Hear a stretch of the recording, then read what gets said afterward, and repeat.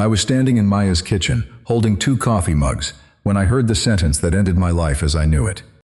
She was on the phone in the living room. The door was open. She thought I was still in the shower. Her voice carried the way it always did, soft, but with that low register she used when she was being honest about something. The kind of voice you only use when you think nobody's listening. I had just poured the coffee. Hers was black with 1 sugar. Mine had too much milk because I'd never grown out of the habit of pretending I liked coffee more than I did. 2 mugs, both warm against my palm. Then I heard her say it. I never told him because I knew it would break us, and losing him at all was worse than losing him like that. I froze in the doorway. My name is Eli. I'm 32 years old. I'm a freelance audio engineer, which is a fancy way of saying I spend most of my week alone in a room with a screen and a pair of headphones, trying to make other people's voices sound less tired than they actually are. I've been divorced for 18 months. That's the short version. The long version is that my marriage ended the way a lot of them do now, quietly, politely. 2 people sitting at a kitchen table agreeing that this wasn't working, then dividing up a life that took 6 years to build in about 40 minutes. There was no big fight, no betrayal, nothing dramatic enough to give the story a shape. Just 2 adults who had become roommates without noticing. The week it ended, 3 people checked on me. My older brother Theo, who called from out of state and offered to fly down. My mother, who left a voicemail about being there for me, and then asked if I'd called her recently. And Maya. Maya is 31. She's a pediatric nurse at a hospital downtown. We've been best friends since the 2nd year of college, when we got paired together on a group project nobody else wanted, and discovered that we both had the same loud opinion about a small list of things. She showed up at my apartment the night my wife moved out. She didn't text first. She didn't ask if I needed company. She just appeared at the door with a paper bag from the Vietnamese place down the street and a bottle of something the color of regret. She sat on my floor with me until 2 in the morning. She didn't ask questions. She didn't tell me it would be okay. She just stayed. That's the kind of friend Maya is. For the last 18 months I've slept on her couch most weekends. It started because my apartment was too quiet on Saturdays. It continued because neither of us mentioned it. She has a key to my place. I have one to her. That's how I was in her kitchen at 9 in the morning, making coffee for both of us, when I heard her say a sentence that I couldn't unhear. I never told him because I knew it would break us, and losing him at all was worse than losing him like that. I stood in the doorway for what felt like a long time. It was probably 4 seconds. My hands were still wrapped around both mugs. I could feel the heat through the ceramic. I could hear Maya's voice continuing, softer now, in a tone I didn't recognize. She wasn't talking about me. That was the first thing I told myself. She was talking about an ex. Some guy from years ago. Someone I'd never met. Someone she'd been carrying around in some hidden compartment of her life that didn't include me. That was the first lie I told myself in the 4 seconds I stood there. Then I backed out of the doorway. I moved carefully. I didn't want the floor to creak. I didn't want her to know I'd been close enough to hear. I set both mugs down on the counter, slow and quiet, and then I walked back down the hall toward the bathroom. I turned the shower off, which I'd already turned off 10 minutes ago. I made it sound like I'd just done it. Then I came back into the kitchen, louder this time, opening a cabinet I didn't need anything from. "Coffee's done," I called. Maya's voice paused in the other room. Then I heard her say, "I have to go. Talk soon." She came around the corner a few seconds later, hair pulled back, t-shirt with the name of some 5K she ran 4 years ago. Phone in her hand. She smiled at me. It was the same smile I'd seen 1,000 times. "You actually made coffee," she said. "I was going to do that. I beat you to it." My hero. She walked past me, brushed my arm with hers the way she always did, picked up her mug, and took a sip. "Too much sugar," she said. "That's how you like it." "That's a slander. I like 1 sugar. You always do 2. 1 is the same as 2, mathematically." "That's not what mathematically means, Eli." She laughed. I laughed. I don't know how I laughed. Some autopilot part of me handled it while the rest of me sat very still in the back of my own head and tried to figure out what had just happened. She poured a splash of milk into hers. She leaned against the counter. She told me about a kid at the hospital who had thrown up on her shoes yesterday and then apologized in such a small voice it almost made her cry. I nodded in the right places. I asked a follow-up question. I made a joke about the shoes. She didn't notice anything. That was the thing that scared me most. She didn't notice anything because there was nothing to notice. From the outside, I was the same person I'd been 10 minutes ago, standing in her kitchen making coffee for two people who had a weekend ritual. From the inside, I was a man holding a piece of information that I didn't know what to do with. I went home that afternoon. I told her I had a project to finish for a client. That was true. I had a podcast episode that needed cleaning up, an interview with a guy who breathed too loud into the mic. I drove the 20 minutes back to my apartment with the radio off. I kept hearing her voice. I never told him because I knew it would break us. Him. That's the word I kept getting stuck on. The thing about being a freelance audio engineer is that you spend your life listening to the small things in people's voices that they don't know they're showing you. The breath before a hard sentence. The micropause when they're choosing between two words. The slight rise in pitch when they're saying something they don't quite believe. I have spent 12 years learning how to hear what people don't say on purpose. And Maya's voice in that one sentence had not been performing. She wasn't telling a story. She wasn't venting about an old relationship. She was confessing something to someone who already knew, and her voice had the texture of an old wound being touched on purpose. I knew that texture. I'd heard it in my own voice when I'd told my therapist about my marriage. I got home and sat on the edge of my bed for a long time without taking my coat off. Then my phone rang. It was Theo. My brother is 36. He's been married 11 years to a woman named Rachel who I've always liked. They have a 6-year-old and a dog with a stupid name. He runs a construction crew. He drives a truck he keeps too clean.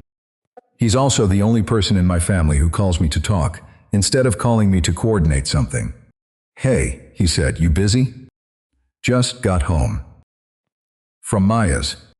"Yeah, but you two are basically married, you know that." "Don't start." "I'm not starting. I'm finishing a thought I started in 2019. I almost laughed. Then I remembered the sentence and the laugh died in my throat. "What's up?" I asked. He was quiet for a second. "Rachel and I had a fight last night," he said. He never told me about fights with Rachel. Not the small ones, not the big ones. Theo had this old school code about marriage, which was that you didn't air it out to your brother unless somebody was bleeding. I sat up straighter. "What about?" "Nothing," he said then, "everything." I waited. "I don't know, man. We've been together 11 years. We've got the kid, we've got the house, we've got the routine, and lately I just..." He stopped. "Lately I just feel like we're running the same conversation on a loop. Like we stopped talking about anything that actually matters about 3 years ago, and we just didn't notice until it became the whole thing." "What did you fight about?" She asked me what I wanted for my birthday. That's it. And I didn't have an answer. Not because I couldn't think of anything, because I realized I didn't know what I wanted from any of this anymore, and she could see it on my face. I didn't say anything for a moment. "Theo," I said, "don't worry about it. I'm not telling you because I want advice. I'm telling you because you're the only person I can say it out loud to, without it becoming a whole thing." "Yeah," I said. "How's Maya?" "She's good." The lie came out fast and clean. "Tell her I said hi," he said, "and Eli." "Yeah? Whatever it is you're not telling me, it can wait. I'm just glad you picked up." He hung up. I sat on the edge of my bed and stared at the wall. That night I didn't sleep. I lay in bed in the dark and tried to do the thing you're not supposed to do, which is to take the last decade of your friendship with someone and run it backwards through this new filter to see what you find. I found things. I found the time 4 years ago when Maya had been about to go on a third date with a guy she'd been seeing, and she canceled at the last minute because she said she had a headache. I'd been the one she called. We'd ordered pizza. She'd never gone out with the guy again. When I asked why a week later, she said something vague about not feeling it. I found the night before my wedding, when Maya had skipped the rehearsal dinner because she said she was on call. She had not been on call. I knew that now because I remembered the next morning my mother asking her how the shift had been, and Maya saying it had been fine, and then changing the subject so fast that even my mother had blinked. I found the trip to Portland the summer after my divorce. We had gone for a long weekend just to get me out of town. We had ended up with one hotel room because of a booking mistake we both pretended was unfortunate. There had been 2 beds, nothing happened. Nothing ever almost happened. But I remembered now, lying in that dark hotel room, hearing her breathing across the gap between the beds, and thinking that I had not felt this calm next to another person in a very long time. I had pushed that thought down so fast it had barely had time to register. I found the way she said my name, not when she was joking, when she was tired. There was a way she said it then, lower, slower, like the word had a different weight in her mouth than it had in anyone else's. I found the playlist she had made me the week of my divorce, 47 songs. She'd named it Songs for the Worst Year, with a joke title meant to make me laugh. I had listened to it for months. I had never once thought about how long it must have taken her to make. I found every long look I had pretended was nothing. I found every quiet pause I had treated as ordinary. I rolled onto my back and stared at the ceiling. The streetlight outside my window was throwing the same yellow rectangle on the wall it had been throwing for 18 months. I had memorized the shape of it. I thought about Theo, sitting somewhere on his couch right now, realizing he had stopped saying what he meant to his wife 3 years ago without noticing. I thought about Maya, finishing her own coffee in her own kitchen with no idea I had heard her. I thought about the version of her on the phone, the woman with the soft, careful voice, who had been carrying a sentence around like a stone in her pocket, for I had no idea how long. I had spent 18 months thinking I was the one being taken care of, the lonely friend on the couch, the divorced guy who kept showing up. I had not, even once, considered that the person taking care of me might have been doing the harder thing. I checked the clock. It was almost 4 in the morning. I had to be up in 3 hours to make a coffee in my own apartment and sit at my own desk and clean up some stranger's voice for a living. I closed my eyes. I tried not to hear her sentence again. I heard it anyway. I did not sleep. When the sky started getting gray around the edges of my window, I sat up and I made myself a promise I knew I couldn't keep. I told myself I would forget about it. I told myself it had been a private call. It had been about someone else. It had been nothing.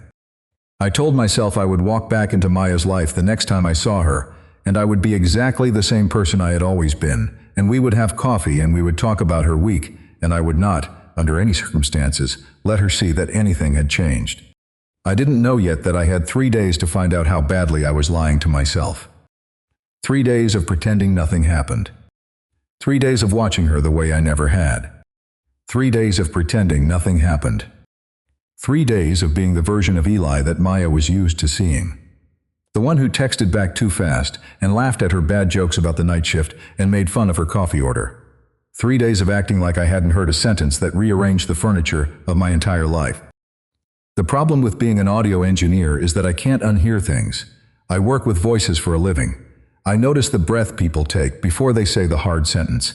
I notice the half-second pause that means someone is choosing a smaller word than the one they wanted. My whole job is hearing what people don't say. So I heard everything that week. Monday morning, Maya brought me a bagel from the place on Hawthorne that she pretends she doesn't go out of her way for. She set it on the counter and said, "Don't make a thing of it." She always says that. I'd always heard it as a joke. Now I heard the small flinch in her voice when she said the word thing, like she was protecting herself from the wrong reading. I said thank you. I ate the bagel. I did not look at her too long. Monday night I lay on her couch and listened to her load the dishwasher. She hums when she's doing something she doesn't want to think about. I'd known that for years. What I hadn't known was that she only hums when I'm there. When I'm not, she's on a podcast. I'd seen her do it 100 times when I came over and she didn't know I'd let myself in yet. I had simply never connected the two facts.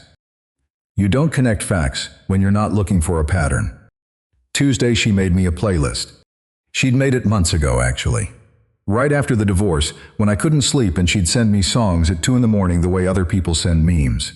She called it Songs for the Worst Year. I'd thanked her, I'd listened to it twice, I'd put it in a folder on my phone and forgotten about it. Tuesday I pulled it up on the bus to her apartment and listened to all 47 songs in order. There were no breakup songs. There were no anthems, no songs about being free, no songs about being better off, no songs that told me I'd grow from this. It was 47 songs about being quietly loved while you were in the worst version of yourself. About someone sitting in a room with you while you said nothing. About waiting. I stared at my phone for a long time on that bus. The thing about Maya is that she's not subtle when she wants to tell you something. She's the most direct person I know in every part of her life except one.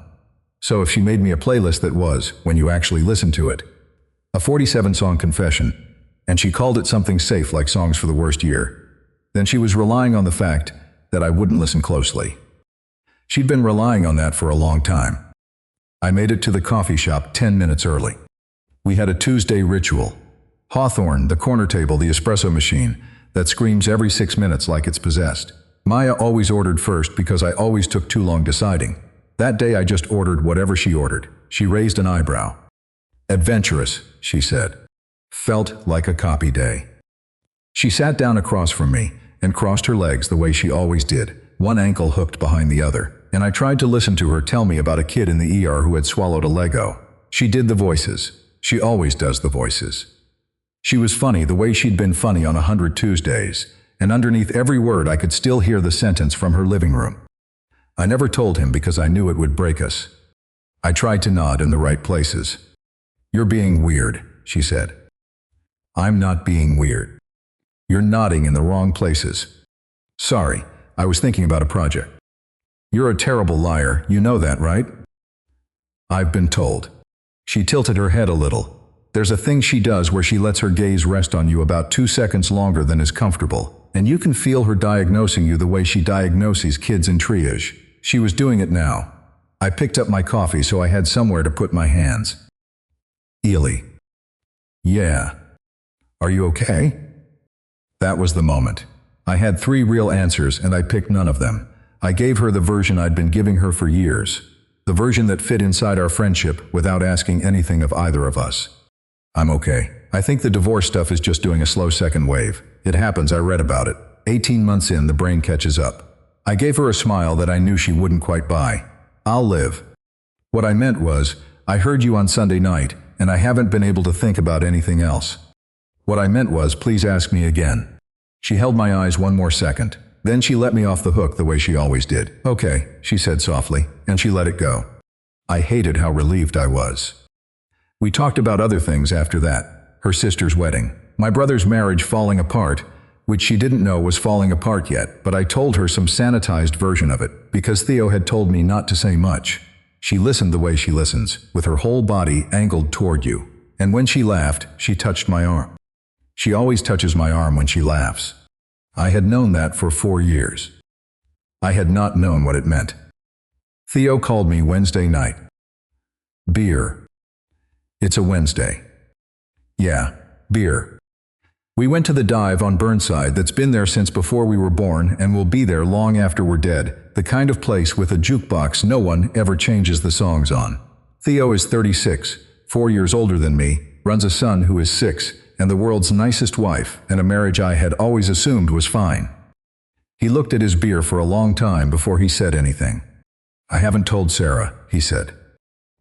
Told her what? That I'm miserable. It was the first time in my life I'd heard him say the word miserable out loud. Theo doesn't use words like that. Theo uses words like fine and busy and tired. Miserable was a foreign object in his mouth and he kept turning it over. How long? I said. A while, a year, maybe more. I don't know when it started, I just know I noticed it last spring. He drank. I keep not saying it. Because the second I say it, it's a thing. Right now it's just a feeling. The minute it's a sentence, the whole house has to know about it. I didn't say anything. He shook his head. Sometimes I think she knows, and she's doing the same thing, and sometimes I think I'm being a dramatic idiot, and it's just what 11 years feels like. But mostly, I think I'm sitting on a thing because saying it costs more than keeping it. He looked up at me then. Some truths cost more to say than to keep, you know. I had to put my beer down. I'd been trying for 3 days to find a clean way to think about what I'd overheard, and my brother had just handed it to me in a sentence, and he didn't even know he was talking about Maya. He thought he was talking about himself. He didn't see my face do whatever it did. He kept going about Sarah and bedtime and how he hadn't kissed her on purpose, like as a thing, in months. He talked. Inside my head, a different conversation was happening. Maya had been carrying that math for years. Whatever it was she'd never told me, whatever the it would break us was, she had decided, over and over, every day for some unknowable amount of time, that the cost of saying it was higher than the cost of keeping it. She had eaten that decision every morning. She had served me coffee with that decision in her hands. She had hummed in her kitchen with that decision sitting in her throat. And I had been so wrapped up in my own slow-motion collapse that I had never once thought to ask what it was costing her to keep showing up for it. I bought Theo a second beer. I told him to talk to Sarah. He said, "Yeah, easy for you to say." I didn't say anything to that, because it wasn't easy for me to say. It was, in fact, the hardest thing I had ever almost said to anyone, and I had not yet found the courage to say it to the person it was actually about. Friday, Maya texted me at 4 in the afternoon. "Dinner tonight. I'm making the pasta thing. Don't bring wine. I have wine. I just want company." I stared at the message for 10 minutes. I drafted 3 different versions of an excuse, citing migraine, deadline, and a stomach thing. I deleted all of them. I picked up my jacket and put it down. I picked it up again. I texted back, "I'll be there at 7, and the second I sent it, I sat down on my floor and put my head in my hands. I went anyway. She opened the door in jeans and one of those soft shirts she wears when she's not working. The one with the small hole near the collar that she keeps meaning to fix and never does. Her hair was up. She smelled like garlic and the lotion she's used since college. She handed me a glass of wine before I'd taken my jacket off. "Hi." "Hi." The apartment was warm. The pasta thing was on the stove, the radio was on low, the candles were lit on the table that we both used and pretended we didn't know was set. We sat down. We ate. She told me about a kid she'd discharged that day, a boy with stitches in his eyebrow who had insisted he was a pirate now. She did his voice. I laughed in the right place this time. I almost convinced both of us. Halfway through the pasta, she set her fork down. "Okay." "Okay, what?" "You've been weird all week." "Maya. And I'm not going to be the friend who pretends not to notice. So just tell me, did I do something? Did I say something? Is it the brother thing? Is it the ex? Is it?" And she gestured at nothing. "Is it whatever it is?" She wasn't smiling. I looked at her across her own table, and I had every word I needed. I had them lined up. I knew exactly how the sentence started. "I heard you on Sunday night. I heard the whole thing. I heard you say it would break us, and I want to know what it is, and I want to know which one of us you were trying to save." I opened my mouth. What came out wasn't that. "Maya, when did you stop telling me everything?" She went still. It was the same kind of still she gets in the ER when something on a monitor changes, and she doesn't want to alarm the parents in the room. A controlled, professional stillness. Her hand on the stem of her wine glass didn't move. Her eyes didn't drop. She didn't blink for what felt like a long time. "What do you mean?" she said, carefully. "I mean what I said. There used to be nothing you didn't tell me. The guy in second year, the thing with your dad, the night you cried in my car about your boss. Now you tell me about the kid with the Lego, and I love the kid with the Lego. But there's a whole layer of you I don't get to anymore, and I don't know when that started." She looked down at her plate. For a second, I thought she was going to answer. I thought I was going to get a version of the truth, even a small one, even a piece. I thought she was going to look up at me and the wall would come down and we would finally be having the conversation we had been not having for years. Instead, she picked up her fork. "This pasta is going to get cold," she said, quiet, almost kind. "Eat." I ate. We talked about other things after that. Her sister's wedding again, a movie she wanted to see, whether I was going to her parents for Thanksgiving like I had every year since I was 22. She laughed once at something I said about Theo, and she touched my arm, and I felt the touch land on a part of me that was already raw. I left at 10. She hugged me at the door. The hug was a beat longer than it usually was, and she didn't say anything when she let me go, and she watched me down the hall like she always did until I turned the corner at the stairs. I walked home in the cold. Portland in late October smells like wet leaves in somebody's fireplace in the river, and the wind off the water cuts right through whatever jacket you're wearing. I had walked this route from Maya's place to mine 100 times. I had walked it drunk and sober and broken-hearted and bored. I had walked it the night my divorce went through, with Maya beside me, neither of us saying much. I had never walked it knowing what I knew now. She hadn't denied it. That was the part that wouldn't let me go. I had asked her, in the most cowardly way I could have asked it, when she'd stopped telling me everything, and she had not said never. She had not said, "What are you talking about?" She had not laughed and called me dramatic and steered us back to the wine. She had gone still, and then she had told me to eat my pasta. She had heard the question I was actually asking. She had decided, sitting at her own table on a Friday night, with the candles between us, that the cost of answering it was still higher than the cost of keeping it. I stopped at the corner of 21st and Belmont and stood there for a minute with my hands in my pockets and watched my breath in the air. There was a woman walking her dog on the other side of the street. There was a bar with the door open and music coming out. There was a streetlight buzzing the way streetlights buzz. The world was completely indifferent to me. The thing I had been telling myself all week was that maybe I'd misheard her. Maybe the sentence had meant something else, about her sister, about her job, about a patient. Maybe I was building a cathedral out of a single line I'd caught through a doorway. I couldn't tell myself that anymore. She had given me a chance to ask the real question, and I had ducked it, and even the ducked version had been enough to make her go quiet. The conversation we were not having had a shape now. It had a weight. It was sitting between us at every dinner from here on out, and the longer we left it there, the more the friendship would have to bend around it. I'd been thinking all week about what Maya had been hiding from me. I started home that night thinking about something harder.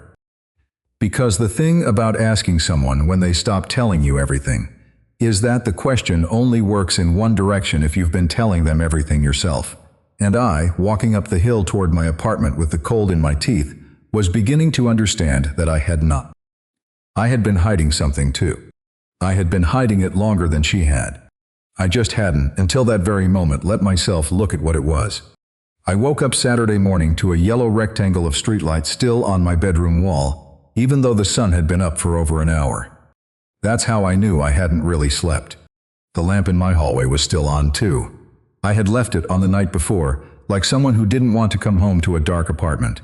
I stared at the ceiling for a long time, and I tried to convince myself that the hard thing I had to admit was a Maya-shaped thing. It wasn't. The hard thing was Eli-shaped. The hard thing was me. I sat up. The blanket fell off my shoulder. I sat on the edge of the bed with my feet on the cold wood floor, and I let myself look at the question I had been refusing to look at since I was 26 years old. How long have I been in love with her? I tried to answer it honestly, and the answer didn't have a clean date.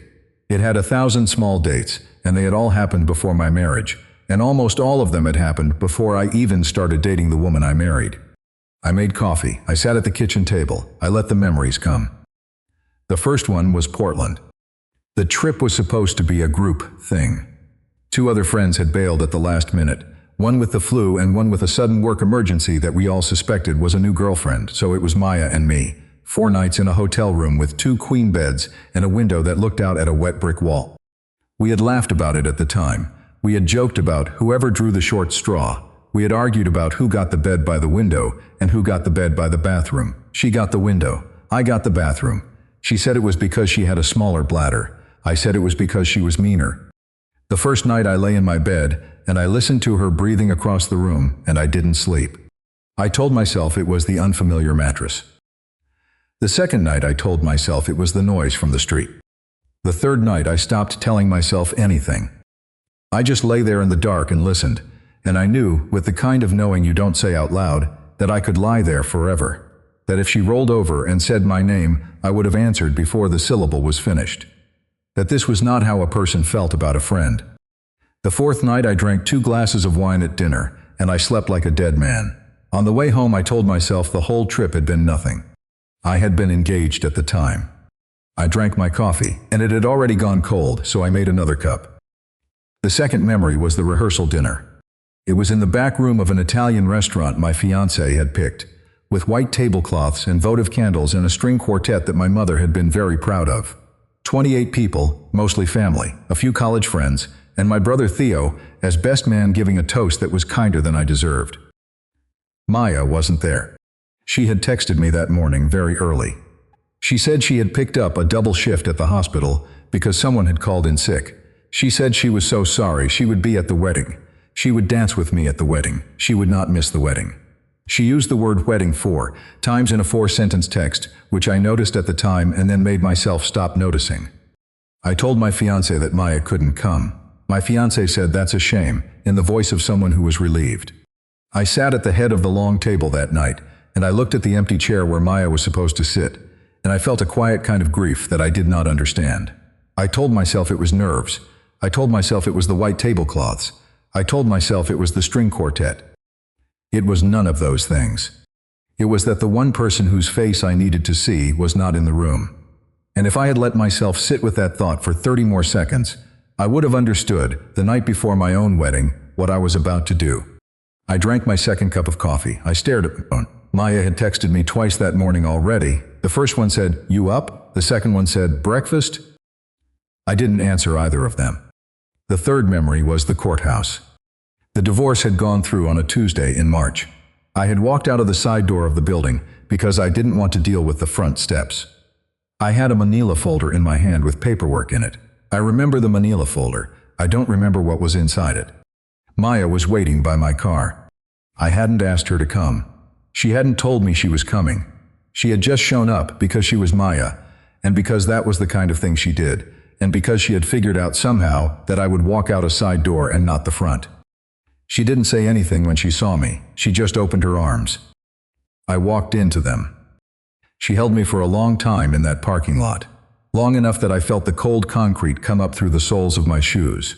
Long enough that a security guard walked past us twice and pretended he didn't see us. Long enough that I felt the front of her coat get warm against my cheek. And in the middle of that hug, with my eyes closed and my chin on her shoulder, the thought came in clean and quiet and undeniable. I married the wrong person. I had been telling myself for 2 years that my marriage had failed because it had failed. Because we wanted different things. Because we had grown apart.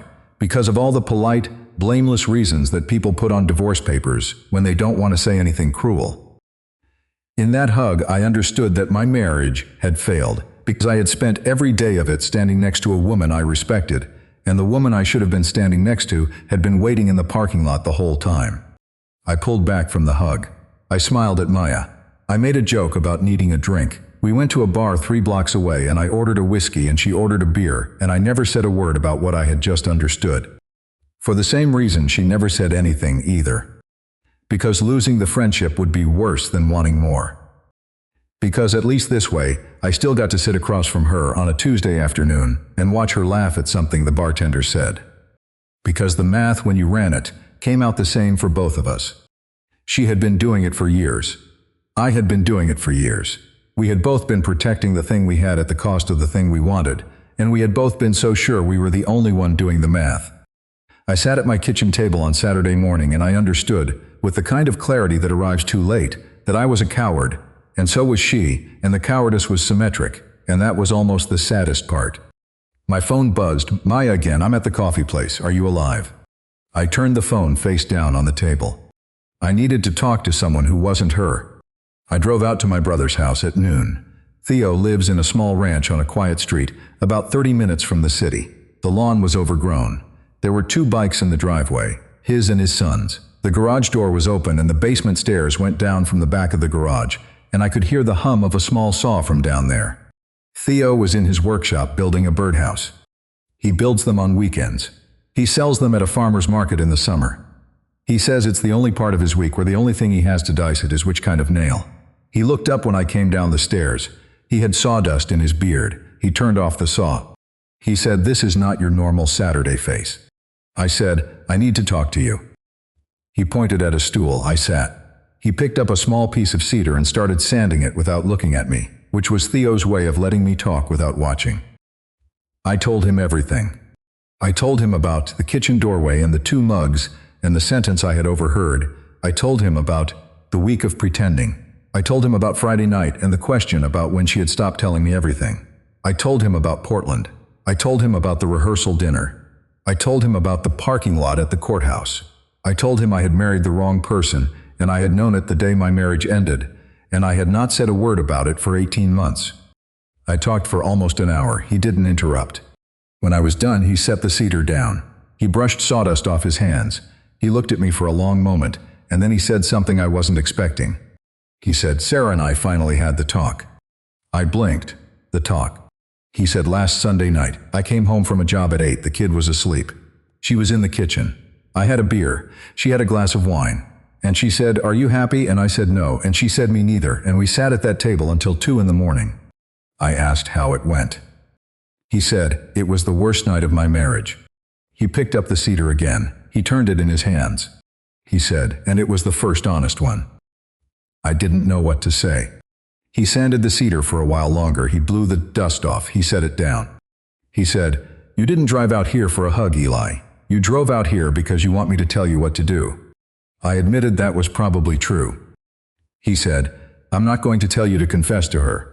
I'm not going to tell you to write her a letter. I'm not going to tell you to show up at her door with flowers." He said, "I'm going to tell you the only thing I've figured out at 36. He looked at me. He said, "The version of you that doesn't say it loses her anyway, just slower." I sat on that stool in his basement workshop, and I felt that sentence go through me like a cold wire. He went on. He said, "You think you're protecting the friendship. You're not. You're putting it on a long timer. Every week you don't say it, she gets a little smaller in your life, because the lie gets a little bigger. 1 year, 2 years, she meets someone, you meet someone, and you start canceling Tuesdays. You stop being the person she calls when her father is sick. And then one day you look at her at someone's wedding and you realize you haven't actually known her in 3 years. And you think, when did that happen? And the answer is, it happened every Saturday morning you didn't pick up the phone." I stared at the floor of his workshop. There was a paper coffee cup on its side under the workbench. I said, "What if she doesn't want me back?" Theo said, "Then you find out, and you grieve the actual thing, instead of grieving a possibility for the rest of your life." He picked up the cedar again. He started sanding. He said, "Look, I'm not telling you this is going to go well. I'm telling you the option you're picking right now, which is silence, is not a safe option. It's a slow knife, that's all." I drove home from Theo's house in the kind of quiet you get when you've heard something true that you can't put back.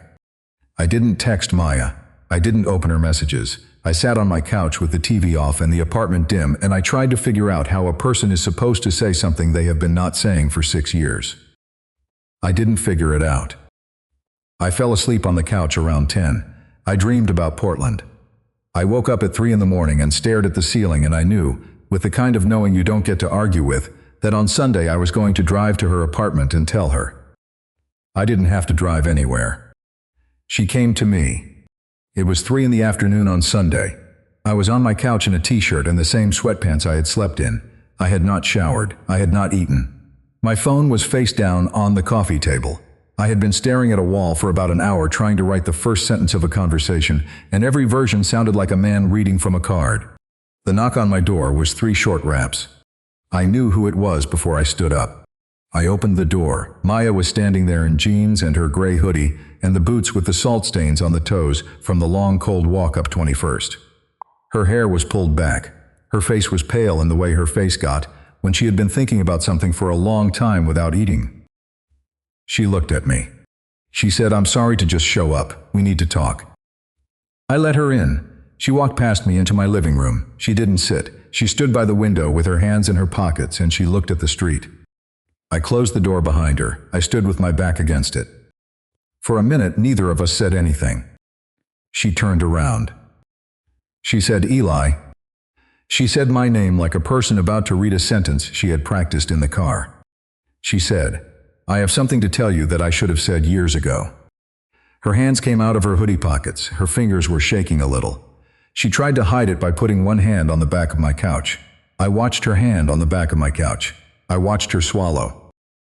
She opened her mouth. I didn't let her get there. I said, "Maya."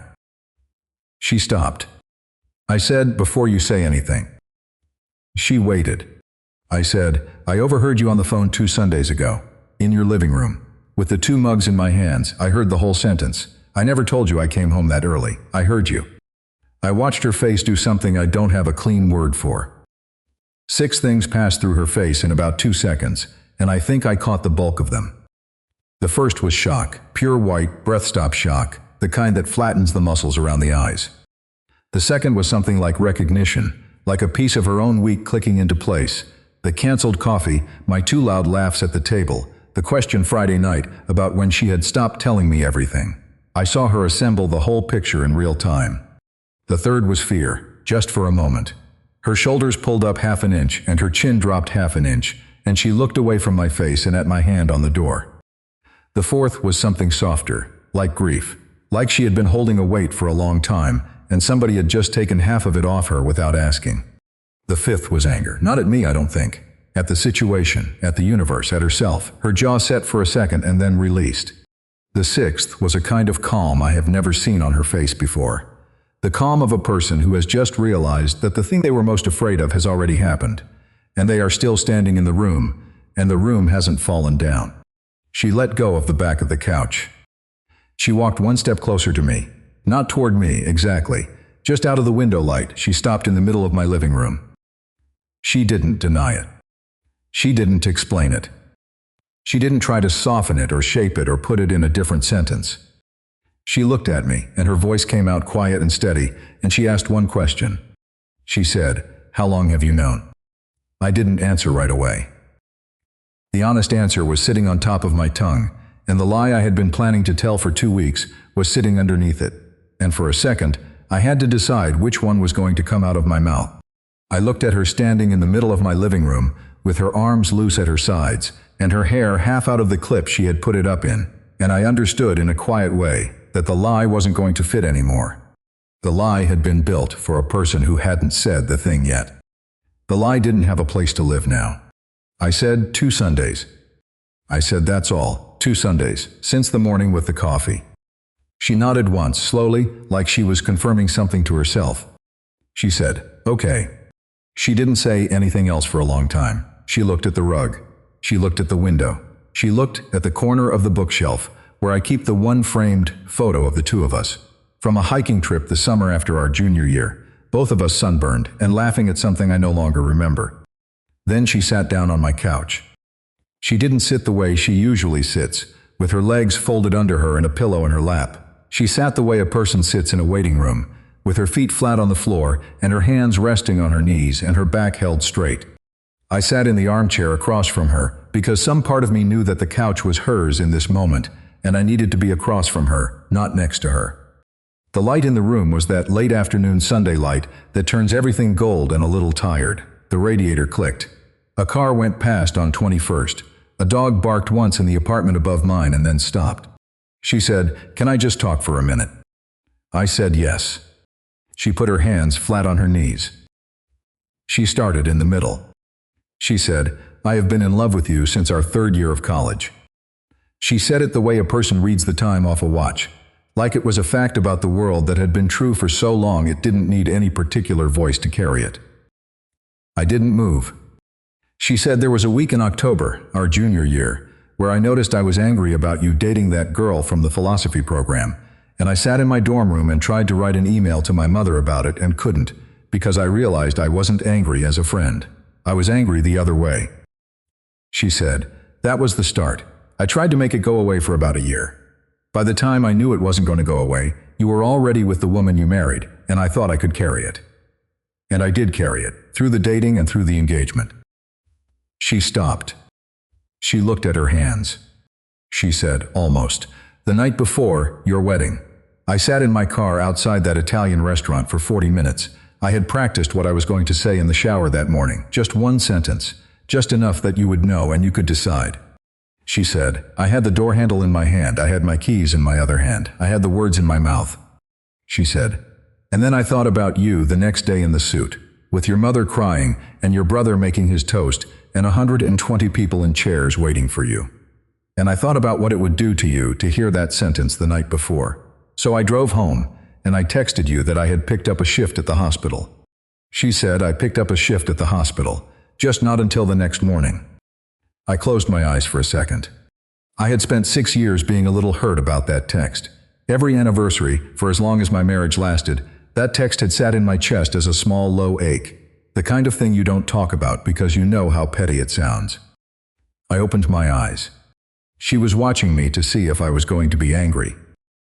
I wasn't angry. I was a lot of things, but I wasn't that. She said, "And then you got married," and I let myself feel a little relieved about it.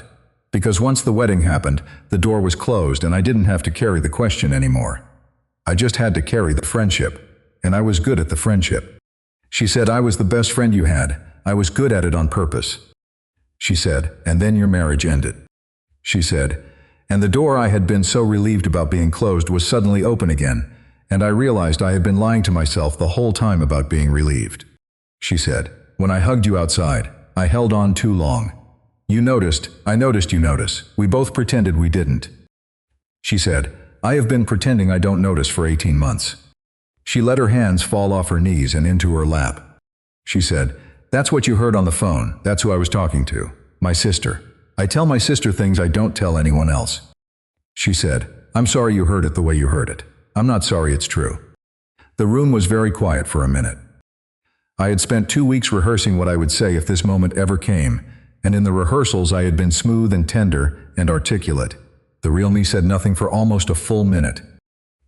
I just looked at her. She let me look. Then I started talking, and I started in the wrong place too, the way she had. I said, "Portland." She looked up at me. I said, "The trip to Portland. The hotel room with 2 beds. I didn't sleep 3 of the 4 nights. I lay there in the dark and listened to you breathe, and I knew I was engaged. I told myself it was the mattress. I told myself it was the noise from the street. The 3rd night, I stopped telling myself anything. I said, "I have known since Portland." She blinked. Her eyes were wet but not crying. She didn't move to wipe them. I said, "The courthouse hug. You weren't the only one holding on too long. I felt you let go and I had to hold my hand still at my side, because the other thing it wanted to do was reach for the back of your head." I took a breath. I said, "The year of my marriage, year 3, year 4. When things had started to go wrong but neither of us was admitting it yet. You used to text me on Tuesdays, just stupid stuff. A meme, a patient story, a photo of your coffee. And I would keep your text thread open on my phone, on the kitchen counter, while my wife was sitting in the other room. I said I kept your thread open longer than hers. For about a year I noticed I was doing it. I told myself it was because you sent funnier texts. I said it wasn't because you sent funnier texts. I looked at the rug. I said, "I'm not telling you all this because it's pretty. I'm telling you because you just told me the truth, and the only thing that matches it is the truth." She nodded. She didn't say anything for a second. Then she said, "Neither of us said it." I said, "No." She said, "We both lost years to that." I said, "Yes." We sat with that for a while. I want to say we sat with it bravely, but I don't think we did. I think we sat with it the way people sit with a piece of bad news that has already happened, which is the only way you can sit with it. There's nothing to fight. There's nothing to fix. The years are gone. You can't text them back. I thought about my wedding day, and the version of me that walked down the aisle, and the version of Maya in a hospital break room with her phone in her hand. I thought about how much smaller my marriage would have been if she had said the sentence the night before. I thought about my divorce and the 18 months of sleeping on her couch and watching her cook me eggs and never letting myself put a name on it. I thought about the math Theo had given me on his porch, something about the version of me that doesn't say it, losing her anyway. Just slower. He was right. We had both done the slow version. We had both done it for 6 years. After a long time, Maya looked up at me. She said, "What do we do now that we've said it?" It was the right question, and it didn't have a romantic answer. In the rehearsal version of me, this is the part where I would have said something beautiful.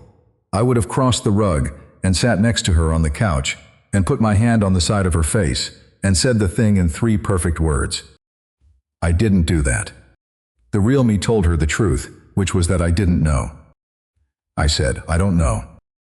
I said, "That's the first true thing I've said all week." She let out a breath that was almost a laugh, but not quite. She said, "Okay." She said, "I don't know either." We looked at each other for a long second. I said, "I think the only thing I'm sure about is that I don't want to turn a decade of friendship into a decision we make in one afternoon." She nodded. She said, "That's fair." She said, "I've been carrying this for 6 years. You've been carrying it for 18 months at least, and probably longer. We've never had a single conversation about this as ourselves. We've only had conversations about it as the people we pretend to be around each other."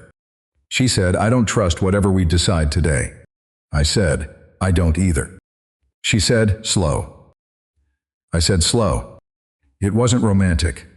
The real version was 2 people on a couch and an armchair in a small apartment with a clicking radiator, agreeing not to rush a thing that had been waiting 6 years and could probably wait 6 more weeks. My phone buzzed on the coffee table. I almost didn't look at it. The moment didn't deserve to be interrupted. But the screen lit up and I saw it was Theo, and something in me said, "Pick it up." It was a photo. Theo wife at a booth in a diner I recognized from when we were kids, the one with the red vinyl seats off the highway. He had his arm around her shoulders. They both looked tired. Sarah was holding a cup of coffee with both hands and giving the camera a small, real smile. The caption was 3 words. Talking again, weirdly hopeful. I felt something loosen in my chest that I hadn't known was tight. I turned the phone around and showed it to Maya. She read it and she smiled, a real smile, the first one in the whole conversation. She said, "Good for them." I said, "Yeah." She said, "Slow is okay, slow can still go somewhere." I said, "Yeah," and she stood up and I stood up too. She picked up her hoodie from the arm of the couch. I picked up her keys, because she had set them on my kitchen counter when she came in. I handed them to her. Our fingers touched. Neither of us pretended they didn't. I walked her down to her car. The light outside had gone from gold to that thin blue you get for about 10 minutes between sunset and dark. The street was quiet. Somebody 2 blocks over was playing music with the windows open, something with a bass line, too far away to recognize. She got to her car. She put her hand on the door handle. She turned around. Then she stepped forward and she put her arms around me and she held on, the way she had held on at the courthouse. And this time both of us knew what the holding meant, and neither of us pretended otherwise. I didn't kiss her. She didn't kiss me. We just held on for a long time.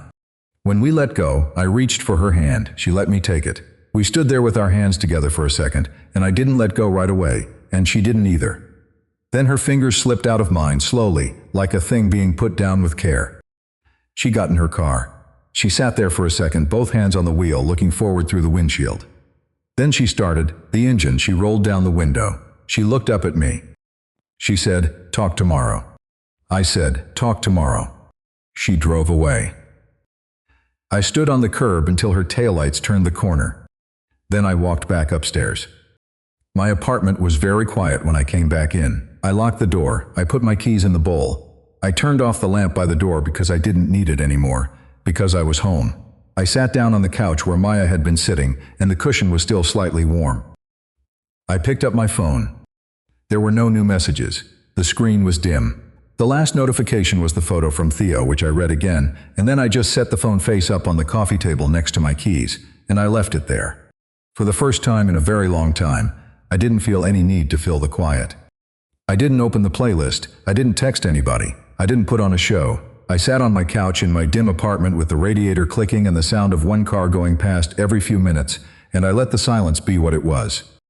I thought about the 2 of us, 6 years ago, in 2 separate dorm rooms in 2 separate parts of a college town, both deciding to not say it. I thought about all the small kindnesses we had used in the years since to make up for the thing we wouldn't say. I thought about how many of those small kindnesses had been love wearing the clothes of friendship. I thought about the truths we don't tell people because we want to protect them, and how much of that protection is really just protection of ourselves. When you don't tell someone the truth about how you feel, you tell yourself you are doing it for them, that you are saving them from a hard conversation, that you are saving the friendship, that you are being generous. You are not being generous. You are taking the choice away from them. You are deciding for both of you that the version of the relationship you can stand is the only version that gets to exist, and you call it kindness. Maya had taken that choice from me for 6 years. I had taken it from her for at least 3. We had both done it gently. We had both done it for what we thought were good reasons. And we had both in the end paid the same price, which was years of a friendship that had a hole in the center of it that neither of us would name. The real intimacy was not the conversation we had on my couch. The real intimacy was the willingness, finally, to let the friendship be at risk, to put the thing we cared about most on the table and say it out loud, knowing it might not survive the saying. It had survived the saying. That was the part I hadn't expected. I didn't know what was going to happen next. I didn't know if we were going to be a couple, or 2 friends who finally knew the truth about each other, or something we didn't have a word for yet. I didn't know any of that, and for the first time in a long time, I was okay with not knowing. I sat there on my couch in my quiet apartment. I didn't reach for my phone. I didn't reach for the noise.